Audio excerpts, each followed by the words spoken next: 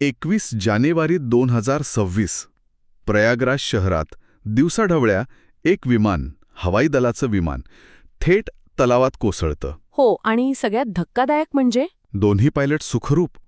जमिनीवर कुणाला साधं खरचटलं सुद्धा नाही. अगदी. पण मग प्रश्न हा उरतो की हे निव्वळ नशीब होतं की पायलट्सचं कौशल्य की व्यवस्थेतल्या धोक्याचा हा एक इशारा आहे. मला वाटतं या सगळ्याच गोष्टींचा आपल्याला विचार करावा लागेल. चला तर मग याच घटनेच्या खोलात जाऊन जरा शोध घेऊया. ही घटना खरं तर दिसते तितकी साधी नाहीये. अच्छा, काय झालं होतं नेमकं? दुपारी साधारण 12:15ची वेळ असेल, बमरौली एअरफोर्स स्टेशनवरून हे विमान उडालं. हे ते मायक्रोलाइट विमान, बरोबर? 2 आसनी. हो, अगदी. आणि त्यात ग्रुप कॅप्टन प्रवीण अग्रवाल आणि ग्रुप कॅप्टन सुनील कुमार पांडे हे 2 वरिष्ठ अधिकारी होते. म्हणजे नियमित प्रशिक्षणाचा भाग होता हा. बरोबर. पण उड्डाण केल्यावर काही वेळातच इंजिनमध्ये तांत्रिक बिघाड झाला. आणि शहराच्या इतक्या गजबजलेल्या भागावर असताना इंजिन बंद पडणं ही कल्पनाच किती भीतीदायक आहे. खरंय. मग त्यांनी ते विमान म्हणजे रहिवासी भागापासून दूर त्या तलावात कसं काय उतरवलं? इथेच तंत्रज्ञान आणि मानवी कौशल्य एकत्र येतं. बघा, मायक्रोलाइट विमानांना वजनाला खूप हलकी असतात. अच्छा. त्यामुळे इंजिन बंद झालं तरी ती लगेच खाली कोसळत नाहीत, म्हणजे एखाद्या ग्लायडरसारखी तरंगू शकतात हवेत काही वेळ. अगदी. आणि याच काही सेकंदांचा फायदा त्या पायलट्सनी घेतला. त्यांनी मग ते आपत्कालीन पॅराशूट उघडलं असणार. हो, पॅराशूट उघडला आणि विमानाची दिशा वर्दळीच्या भागाकडून त्या केपी कॉलेजजवळच्या निर्जन तलावाकडे वळवली. म्हणजे निर्णय घेण्यासाठी फक्त काही सेकंदांचा वेळ होता त्यांच्याकडे. अगदी काही सेकंदांचा. म्हणजे हे फक्त नशीब नव्हतं, हे कमालीचं प्रसंगावधान होतं. नक्कीच. पण यामुळे एक दुसरा आणि मला वाटतं जास्त गंभीर प्रश्न उभा राहतो. पायलटचं कौशल्य तर ठीक आहे, पण आपलं तंत्रज्ञान त्यांना अशा परिस्थितीत का आणून उभं करतंय? तुम्ही अगदी बरोबर मुद्दा मांडला आहे. कारण ही काही पहिलीच वेळ नाहीये. अच्छा. आपण गेल्या काही वर्षांतले अपघात बघितले ना, तर एक खूप चिंताजनक चित्र दिसतं. उदाहरणार्थ?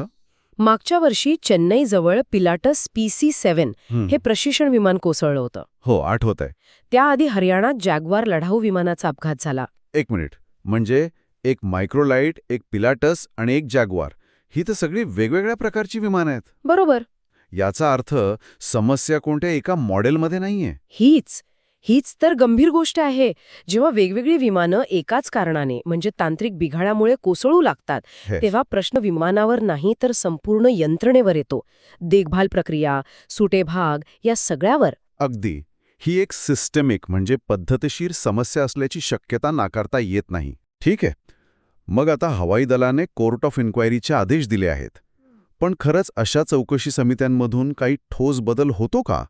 की हा फक्त एक प्रोटोकॉल आहे? बघा, कोर्ट ऑफ इन्क्वायरी ही एक खूप सखोल प्रक्रिया असते. म्हणजे त्यात मूळ कारण शोधलं जातं? हो. कारण शोधण्यापासून ते भविष्यात अपघात कसे टाळावेत इथपर्यंत शिफारसी केल्या जातात. पण खरी कसोटी पुढे असते. त्या शिफारशींच्या अंमलबजावणीची? बरोबर. निधीची उपलब्धता, प्रशासकीय दिरंगाई या सगळ्यामुळे बदलांची गती कमी होते. म्हणजे प्रत्येक वेळी पायलट वाचतात म्हणून आपण सुटकेचा निश्वास सोडून चालणार नाही? अजिबात नाही. कारण प्रत्येक वेळी नशीब आणि कौशल्य दोन्ही एकत्र साथ देतीलच असं नाही. या घटना म्हणजे व्यवस्थेला मिळालेले इशारे आहेत असं म्हणायला हरकत नाही. नक्कीच. प्रत्येक वेळी जेव्हा एक विमान खाली येतं तेव्हा ते फक्त धातूचा ढिगारा नसतो.